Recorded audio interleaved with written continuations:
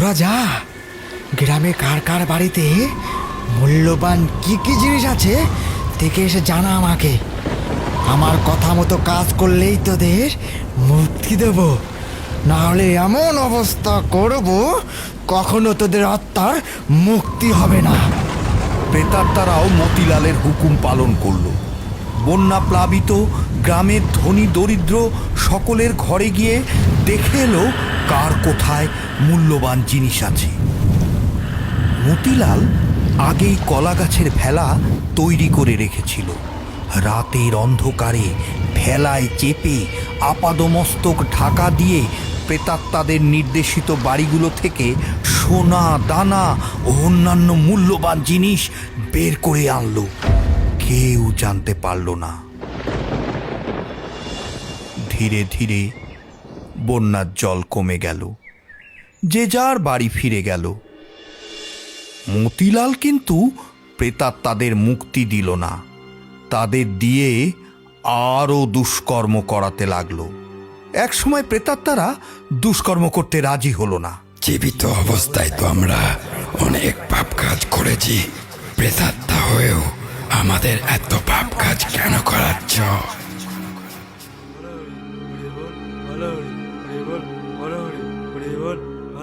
দেখো ওই বউটিকে, সেদিন ওর বাড়ি থেকে সোনা দানা চুরি করে আনলে।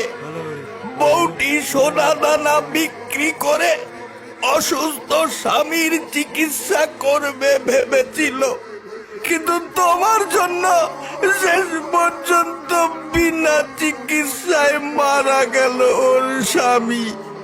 ছোট্ট দুটো বাচ্চা নিয়ে বাঁচবে কিভাবে বলো তো? চুপ কর, ভূতের আবার দয়া মায়া। আমার মুখের উপর কথা বললে এমন মন্ত্র পড়ব, যন্ত্রণায় কাতরাতে কাতরাতে পেতলোকে ঘুরপাক খাবি। এত দিন ধরে মতিলালের মতো একটা লোভী ভণ্ড দুর্জনকে সে তন্ত্রবিদ্যায় পারদর্শী করে তুলেছে, অথচ নিরঞ্জনের মতো সৎ ছেলেকে সে বঞ্চিত করেছে। কথাটা মনে হতেই দুঃখে বুকটা ভারাক্রান্ত হয়ে ওঠে কাশীনাথের। সেই সঙ্গে প্রচণ্ড রাগও হয় মতিলালের ওপর। পুলিশকে সব জানিয়ে দেয় কাশীনাথ। মতিলাল ধরা পড়ে জেলে যায়, কিন্তু কাশীনাথ তান্ত্রিকের শরীর ক্রমশ ভেঙে পড়ল। নিরঞ্জন তার সেবা করতে লাগল।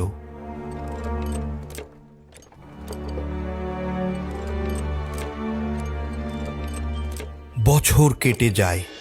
জেল থেকে ছাড়া পেয়ে মতিলাল কাশীনাথ তান্ত্রিকের কাছে আসে, পা জড়িয়ে ধরে কেঁদে কেঁদে ক্ষমা চায়। সেই ছলনায় ভুলে কাশীনাথ তান্ত্রিক একটু নরম হয়।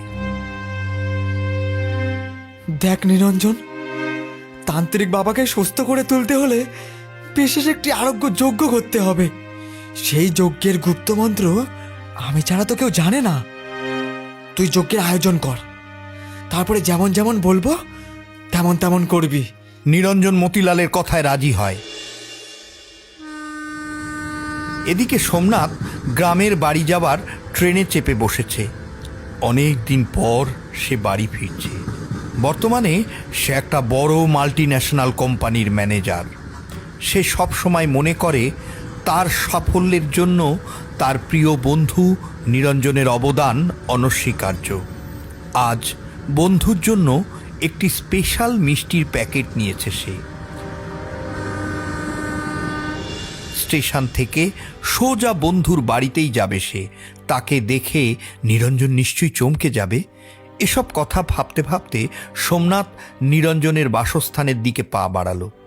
নিরঞ্জনের বাড়ি ছিল শ্মশানের কাছেই। নিরঞ্জন শ্মশানে যজ্ঞে ব্যস্ত ছিল। অন্যদিকে মতিলাল কিছু একটা আছিলায় নিরঞ্জনের ঘরে শুয়ে থাকা কাশীনাথ তান্ত্রিকের ঘরে ঢুকল। চোখ মুখে তার শয়তানের হাসি। মতিলাল কাশীনাথের গলা চেপে ধরল। কাশীনাথ ছটফট করতে করতে গলা থেকে হাত ছাড়াতে চেষ্টা করে, কিন্তু মতিলালের বলিষ্ঠ হাত সাঁড়াশির মতো চেপে বসেছে তার গলায়। তোর জন্য আমাকে জেলে যেতে হয়েছিল, এবার ফল ভোগ কর। কাশীনাথ তান্ত্রিক ক্রমশ মৃত্যুর কোলে ঢলে পড়ল।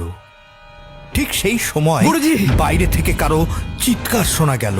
মতিলাল ছুটে বেরিয়ে যেতে চাইল ঘর থেকে। সেই মুহূর্তে কারা যেন মতিলালের ওপর ঝাঁপিয়ে পড়ল। মতিলাল মাটিতে পড়ে গেল। মতিলালকে মাটি থেকে তুলে দাঁড় করালো সোমনাথ আর নিরঞ্জন। আসলে ঘটনাটি ঘটেছে এরকম যে সোমনাথ স্টেশন থেকে সোজা নিরঞ্জনের বাড়িতে এসে দাঁড়াতেই জানলা দিয়ে চোখ পড়ল কে যেন কাশীনাথ তান্ত্রিকের গলা চেপে ধরেছে। সোমনাথ সঙ্গে সঙ্গে মোবাইলে ভিডিও করতে করতে চেঁচিয়ে ওঠে, কিন্তু ততক্ষণে সব শেষ। চিৎকার শুনে নিরঞ্জনও ছুটে এসেছিল। দুজনে পলায়মান মতিলালকে ধরে ফেলেছে।